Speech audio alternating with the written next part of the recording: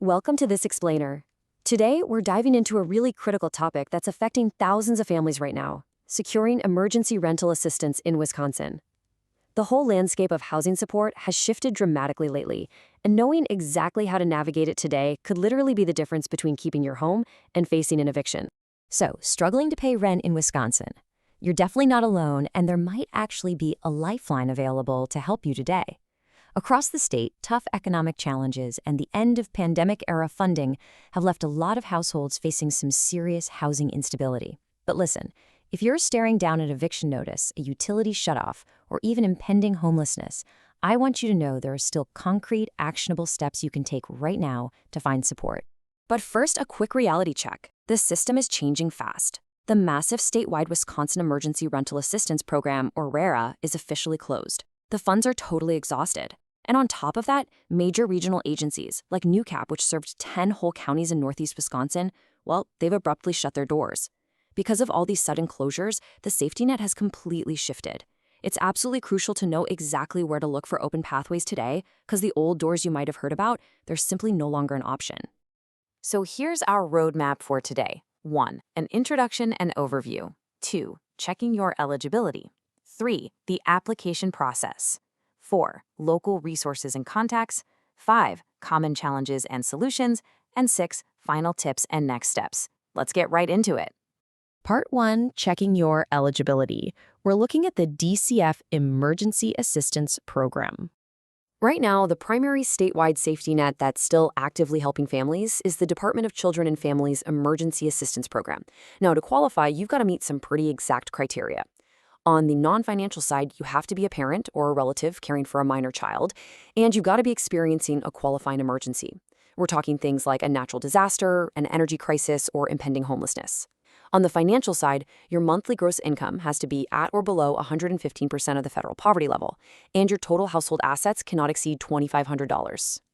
Now, if you just heard that $2,500 asset limit and immediately panicked about losing your family car, take a deep breath. There is a very generous vehicle exemption that allows for one primary car valued up to $10,000 before it even starts counting against those assets. This is a huge relief mechanism because it recognizes that working families absolutely rely on their vehicles to commute and keep their income flowing. Okay, moving on to part 2, the application process. Let's walk through this step-by-step workflow.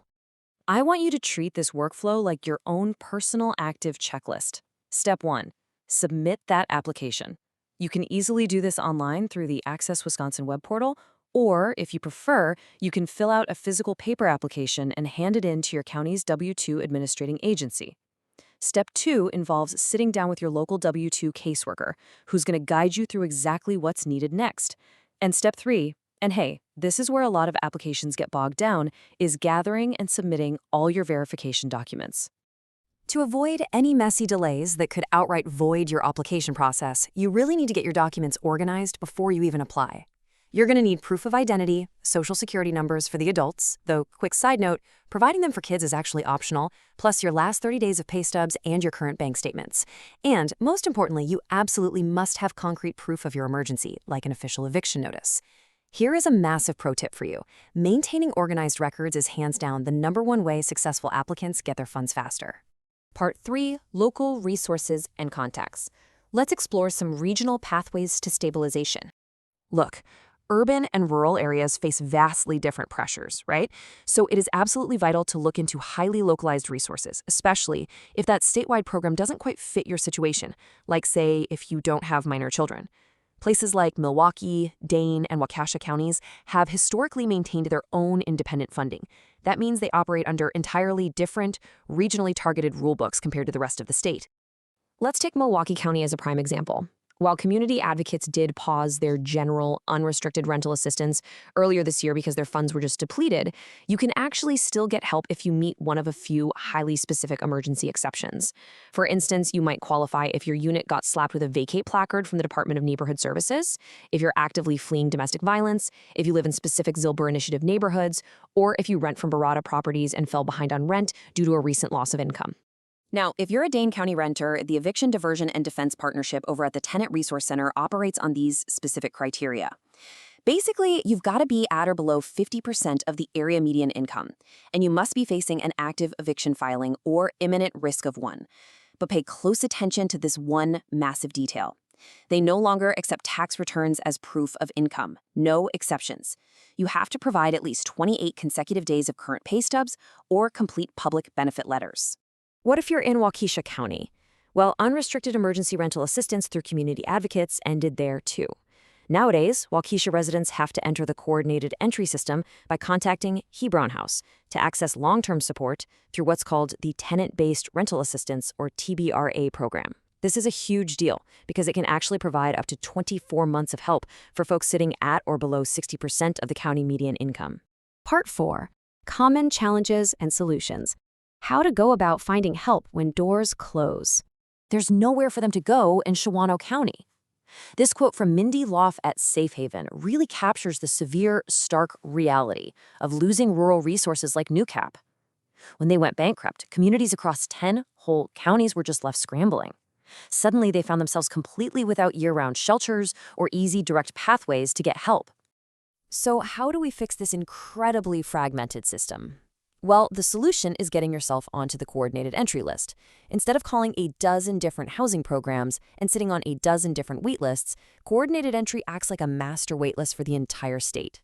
It prioritizes vulnerability and matches people with resources based on their actual level of need, rather than just a first-come, first-served basis. And the good news? Despite all these closures, surviving local nonprofits have heroically stepped up to the plate. They're managing coordinated entry and absorbing federal grants to keep the safety net intact. Up in Shawano, agencies like Safe Haven and SAM25 took it upon themselves to start signing people up for coordinated entry. Over in Brown County, House of Hope and Foundations Health and Wholeness absorbed massive federal grants to make sure rapid rehousing for youth wasn't lost. It's really amazing to see the community actively working together to rebuild the system from the ground up. Part 5. Final tips and next steps. Let's talk about protecting your future. I want you to keep this single critical number in your head, 12. Applicants can only receive an emergency assistance payment once every 12 months. Because this is a strict, one-time crisis intervention, it's incredibly vital to use it strategically. You really want to deploy this lifeline only when it will truly prevent homelessness and stabilize your situation for the long haul. Here's a surprisingly helpful tax tip from the Department of Revenue. These assistance payments usually won't inflate your taxable gross income unless the cash was handed directly to you. If the state or agency pays your landlord directly, you do not have to claim that as income, which means it won't mess up your homestead credit. That's a huge relief for a lot of folks. Now, for a quick disclaimer, it is incredibly important that you take the information from this explainer and verify your specific situation directly with local authorities.